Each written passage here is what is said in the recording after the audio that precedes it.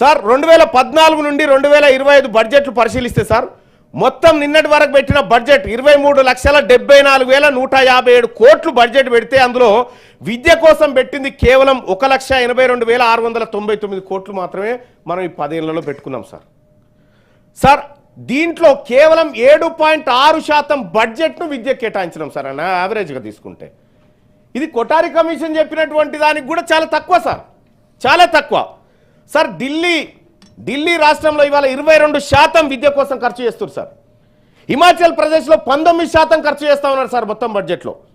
ఛత్తీస్గఢ్ 18%, బీహార్ కూడా 18% ఖర్చు చేస్తూ ఉన్నారు సార్. పోనీ మనం వీటికంటే ఏమన్నా అక్షరాస్యతలో ముంగట్టున్నామంటే లేము అధ్యక్ష, మనం వెనకబడే ఉన్నాం చాలా. అధ్యక్ష మనం ఒకసారి 2008 సంవత్సరానికి ఒక్కసారి పోయి రావాలి సార్. మనం ఉమ్మడి ఆంధ్రప్రదేశ్ రాష్ట్రంలో అప్పటి నాయకుడు మానీయుడు రాజశేఖర్ రెడ్డి గారు పేదవాళ్లకు విద్యను అందించాలనేటువంటి తలంపుతో కొంత కృషి చేసింది సార్. అందులో భాగంగా అప్పటి కాంగ్రెస్ పార్టీ ప్రభుత్వం ఫీజు రియంబర్స్మెంట్ పథకాన్ని తీసుకొచ్చింది సార్ 2008 ఆగస్టులో అనుకుంటా సార్. తీసుకొస్తే ఆ ఫీజు ఆ ప్రభుత్వం లక్ష్యము ఆ నాయకుడు ఆలోచన కరెక్ట్గానే ఉంది సార్. కానీ ఇబ్బడి ముబ్బడిగా ఇంజనీరింగ్ కాలేజీలు పుట్టినాయి సార్. ఇక ఇబ్బడి ముబ్బడిగా ఇంజనీరింగ్ కాలేజీ పుట్టి ఈ ఫీజు రియంబర్స్మెంట్ ప్రభుత్వ ఖజానాలోంచి నేరుగా వాళ్ళ ఖజానాలోకి వెళ్ళిపోయింది.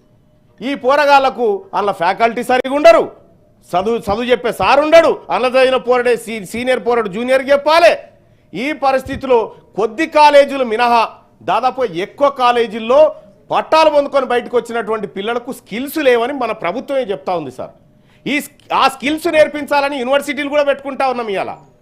ఇవాళ ఫీజు రియంబర్స్మెంట్ రూపంలో ఆనాడు రాజశేఖర్ రెడ్డి గారు ఎంత ప్రయత్నం చేసినా ఇవాళ దినదిన గండం నూరేళ్ళు ఆయుస్ అన్నట్టు ఫీజు రియంబర్స్మెంట్ బకాయిలు పాపం పెరిగినట్టు పెరిగిపోయినాయి. ఇప్పుడు వాటి కోసం పాపం చాలామంది ఇంజనీరింగ్ కాలేజ్ వాళ్ళు అందరూ కూడా ఆవేదన వ్యక్తం చేస్తూ ఉన్నారు ఆ ఫీజు రియంబర్స్మెంట్లు అని. అధ్యక్ష ఈ కాలేజీలు అధ్యక్ష ఈ ఇంజనీరింగ్ కాలేజీలు విద్యను వ్యాపారంగా మలిచినటువంటి వాళ్ళు ఎవరైతే ఉన్నారో మొత్తం ఒక కార్పొరేట్ గుత్తాధిపత్యంలోకి వెళ్ళిపోయింది అధ్యక్ష. 1వ తరగతి నుంచి ఇప్పుడు అరే నువ్వు 5-6 ఏళ్ళకి వస్తే కూడా బడికి పోమంటే పోకపోతే ఇద్దరు బట్టి గుంజుకపోగా బల్లె దొరదాం సార్. అట్లుండే పరిస్థితి. ఇవాళ 1-2 ఏళ్ళు రాగానే వానికి ప్లే స్కూలు ఆడుకునే స్కూలు సరే రావాలి అధ్యక్ష. ఇప్పుడు ఉన్నటువంటి కాలంలో పిల్లలు నేర్చుకుంటే తప్పేం కాదు. కానీ అధ్యక్ష ఎంత ఘోరం అంటే చిన్న పిల్లలకే నేను మా పాపను ఒక దగ్గర పంపించిన సార్. అప్పుడు అంగన్వాడీలో చేర్పిద్దామంటే 3 ఏళ్ళు ఉండాలంటే నేను చేర్పే అవకాశం లేకుండే సార్. 3 ఏళ్ళ వయసు ఉండాలంటే ఓ ప్రైవేట్లో చేర్పించిన సార్. ₹1,00,000 అయినాయి సార్. ₹1,00,000 అయితే వాళ్ళకేం తీసేసిన సార్ ఇవాళనే మొత్తానికి. మళ్ళీ ఏమైనా వస్తాయంటే ఏమీ రావు సార్, పిల్లలకి ఏమీ రావు. ఏదో మన పిల్లలు ఎగిరేది దుంకేదో వీడియో తీసి పంపిస్తారు తల్లిదండ్రులు అది చూసి. మనం పోగానే సార్ మళ్ళీ ప్రైవేట్ స్కూల్లో ఎట్లుంటుందంటే సార్ పిల్లగాడు మంచిగానే ఇప్పుడు రికవర్ అయ్యింది అని చెప్తాడు సార్. ఎందుకంటే ఫీజు కట్టాలిగా, రికవర్ అయ్యింది ఇప్పుడు మంచిగానే వస్తుందని చెప్పి చెప్తారు సార్. వీళ్ళ కథలు వీళ్ళ లాజిక్లు అన్నీ చూస్తూ ఉంటే సార్ ఈ విద్యను కంప్లీట్గా ప్రభుత్వం ఆధీనంలోకి తీసుకోవాలి సార్. గతంలో ఒకసారి ఆర్టీసీని కనుక ఇది ప్రైవేట్ సర్వీసులను ఆర్టీసీలో విలీనం చేసుకున్నట్టుగా ఈ ప్రైవేటు కార్పొరేట్ వ్యవస్థలన్నింటినీ ప్రభుత్వం తన విలీనంలోకి చేసుకోవాల్సినటువంటి అవసరం ఉంటుంది సార్. ఎందుకంటే ఎన్ని వేల కోట్ల ఒక్క ఇంటర్మీడియట్ విద్యలోనే 9,625 కోట్ల రూపాయల దంద చేసిరు సార్ ఒక ఏడాదికి. ప్రభుత్వం ఈ బిజినెస్ చేస్తే మస్తు పైసలు వస్తాయి సార్. ఇక్కడ హాస్పిటల్స్ విద్యారంగం కంప్లీట్గా ప్రైవేట్ గుత్తాధిపత్యంలోకి మారిపోయింది సార్.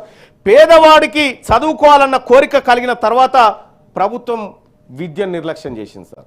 దానికి కారణం 100% సార్ మన పాలకులమే సార్ ఈ పేదలకు సమాధానం చెప్పాల్సింది. ఎందుకంటే విద్య ఇవాళ ఇంత గొప్ప చర్చ ఈ సభలో నిర్వహిస్తున్నటువంటి తమరు ఏదైతే ఉన్నారో ఇది చరిత్రలో నిలిచిపోయేటువంటి చర్చ సార్. ఎందుకంటే ఇంత అవకాశం విద్య పైన స్వాతంత్రం వచ్చిన 78 ఏళ్ల తర్వాత ఈ సభలు ఈ తెలంగాణ రాష్ట్రంలో నాశనమైన విద్య గురించి మాట్లాడుకుంటున్నామంటే నిజంగా ఈ సభకు ప్రజల పట్ల కొంత కన్సర్న్ ఉంది కాబట్టి మీలాంటి దయార్థ హృదయాలు ఈ అవకాశం ఇచ్చినారు కాబట్టి జరుగుతూ ఉంది అధ్యక్ష. లేకపోతే అసలు ఈ చర్చలు ఉండే అధ్యక్ష, ఎవ్వడు పట్టించుకున్నాడే లేదు అధ్యక్ష.